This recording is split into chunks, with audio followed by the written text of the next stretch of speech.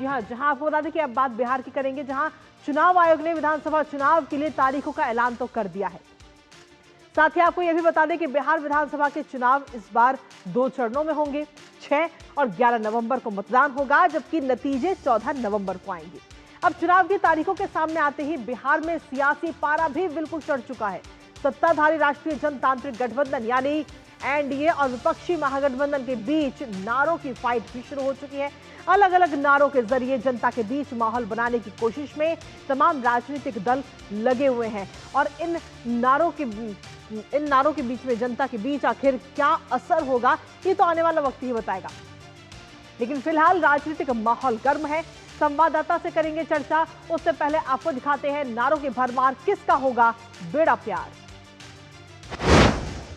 तो नारों की भरमार है और किसका बेड़ा पार होगा, ये तो आने वाला वक्त ही बताएगा। लेकिन फिलहाल जेडीयू की तरफ से ये नारा दिया गया है कि 25 से 30 फिर से नीतीश, ये नारा जेडीयू की तरफ से दिया गया है, जो सत्ता में भी है। इसके साथ ही अगर अगले नारे पे हम आए तो अगला नारा भारतीय जनता पार्टी की तरफ से क्या कुछ नारे दिए गए वो आपको बताते हैं। बीजेपी ने नारा दिया है फिर से एनडीए सरकार, सबका साथ सबका विकास। अगला नारा है बिहार में डबल इंजन की सरकार, और साथ ही एक नारा और बीजेपी ने दिया, रफ्तार पकड़ चुका है बिहार, फिर से एनडीए सरकार। ये तमाम नारे भारतीय जनता पार्टी की तरफ से दिए गए हैं। अब अगली बारी आती है आरजेडी की। आरजेडी की तरफ से भी कई सारे नारे इस समय दिए गए हैं। आखिर कौन कौन से नारे आरजेडी की तरफ से दिए गए वो आपको बताते हैं। आरजेडी ने प्रमुख तौर पर नारा दिया है 6 और 11 एनडीए 9-2-11, ये नारा आरजेडी की तरफ से दिया गया। साथ ही एक नारा और दिया है आरजेडी ने, इस बार परिवर्तन के लिए वोट करें, अब की बार तेजस्वी सरकार। तो ये तमाम नारे इस बार आरजेडी की तरफ से दिए गए। तो अलग अलग राजनीतिक दलों की तरफ से क्या कुछ नारे इस बार दिए गए हैं वो हमने आपको बताया। हालांकि जमीनी स्तर पर कौन सा नारा ज्यादा अच्छा नजर आएगा, किसका ज्यादा असर दिखेगा, तो आने वाला वक्त ही बताएगा। लेकिन इसके साथ ही बिहार में पोस्टर वार भी इस समय छिड़ चुका है। एनडीए के पोस्टर के मुख्य बिंदु की अगर हम बात करें तो उसमें विकास का प्रचार उसमें देखने को मिलता है। एनडीए सरकार की जो अभी तक की उपलब्धियां हैं वो उसमें नजर आती हैं। परिवारवाद पर भी तंज कसा गया। आरजेडी परिवार की पलायन फैमिली कहकर सीधे तौर पर निशाना साधा गया। महिलाओं पर फोकस, जिसमें योजनाओं से महिला वोटरों को लुभाने की भी कोशिश इन पोस्टर के जरिए की जा रही है। और साथ ही वायरल रणनीति की अगर हम बात करें तो युवाओं तक पहुंच के लिए सोशल मीडिया का भी इस्तेमाल इस समय पोस्टर के द्वारा किया जा रहा है। गठबंधन में फूट और महागठबंधन में फूट भी दिखाई दे रही है। जहां अगर सीधे तौर पर हम देखें तो बिहार में महागठबंधन के पोस्टर के मुख्य बिंदु अगर हम बात करें तो सीधे तौर पर बेरोजगारी मुख्य बिंदु में नजर आता है। जो महागठबंधन ने जो पोस्टर इस समय जारी किए हुए हैं जमीनी स्तर पर, और उनमें मुख्य बिंदु है बेरोजगारी, घोटाला, इन तमाम चीजों को लेकर निशाना इस वक्त सत्ताधारी दल पर साधा गया है इन पोस्टर के जरिए। तो पोस्टर वॉर भी छिड़ चुका है इस वक्त, और साथ ही नारों की भी भरमार नजर आ रही है। एनडीए सरकार पर घोटाले के आरोप कई सारे इस वक्त लगाए गए हैं विपक्ष की तरफ से, यानी कि महागठबंधन की तरफ से। गरीबी पलायन का भी मुद्दा उठाया जा रहा है, जहां एनडीए सरकार पर गरीबी और पलायन के भी आरोप लगाए गए हैं।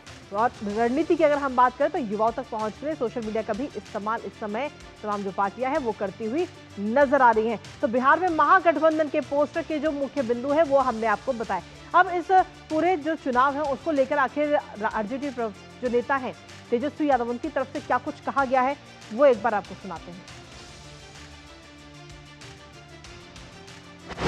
हमारी सरकार बनने पर अधिनियम बढ़ाकर हर घर सरकारी नौकरी जो है वो दी जाएगी। यानी आप समझिए हर व्यक्ति, बिहार का हर परिवार में लोग सरकारी नौकरी होगा, तो हमारे साथ साथ हर बिहार के लोग सरकार को चलाने का काम करेंगे।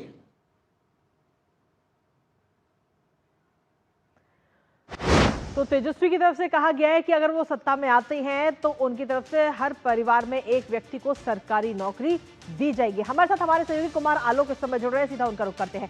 कुमार आलोक, बिहार में जहां एक तरफ सीट शेयरिंग को लेकर इस समय पेच फंसा हुआ है, तो वहीं दूसरी ओर एक दूसरे पर हमलावर होते हुए नारे भी लगाए जा रहे हैं। जमीनी स्तर पर चुनावी रण कैसा नजर आता है, कैसा है चुनावी माहौल?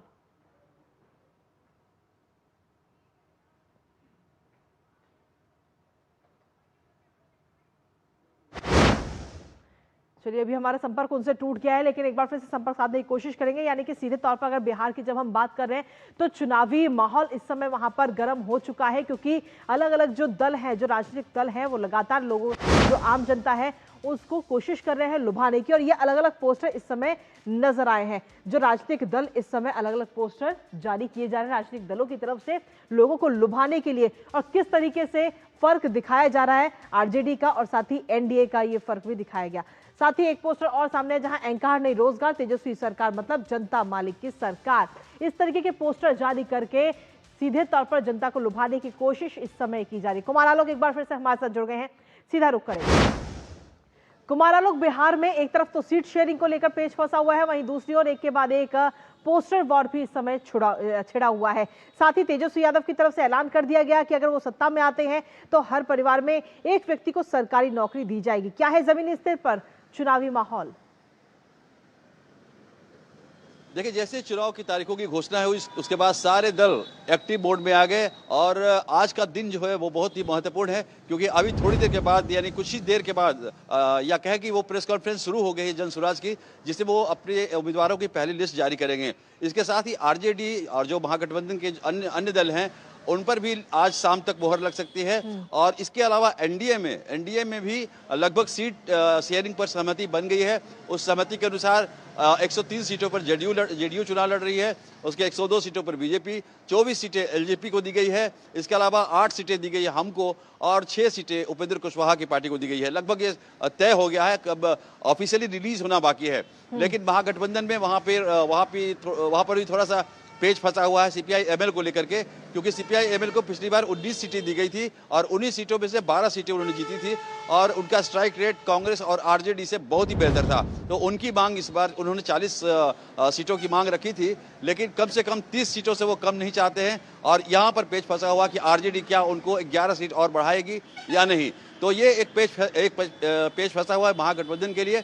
और वो लगता है कि आज शाम तक ये वहां भी महागठबंधन में भी स्थिति स्पष्ट हो जाएगी और तब जो उम्मीदवार है, जो जितने भी उम्मीदवार हैं, जितने भी दल के उम्मीदवार हैं, वो सारा डेरा अपना डाले हुए पटना में अपना वो लॉबिंग कर रहे हैं, या कहे कि जो भी लॉबिंग की जो है हर उनका जो नेता है, किसी पार्टी बड़े जो नेता हैं उनके साथ वो लॉबिंग कर रहे हैं। और शाम तक जो है महागठबंधन और एनडीए दोनों अपने सीटों का बंटवारा कर लेंगे। उसके बाद सारे जो उम्मीदवार हैं अपने अपने क्षेत्रों में जाएंगे।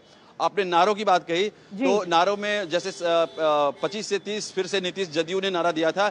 उसके बाद विजय कुमार सिन्हा जो बीजेपी के नेता हैं और उप मुख्यमंत्री हैं, उनका नारा था कि 25 से 30 नरेंद्र और नीतीश। लेकिन उसके बाद लालू यादव ने, जो आरजेडी के सर्वे सर्वा हैं, उनकी ओर से नारा आया कि 6 और 11 और एनडीए 9-2-11, यानी 6 और 11 को यहाँ पर मतदान है। और उनका कहना है इसका मतलब ये है कि भाई 6 और 11 के बाद एनडीए नहीं रहेगी बिहार में। और अगर कहे कि 25 से 30 फिर से नीतीश, तो ये एनडीए संदेश देना चाहती है कि सरकार बनने के बाद, यानी एनडीए की सरकार बनने के बाद नीतीश कुमार ही मुख्यमंत्री बनेंगे।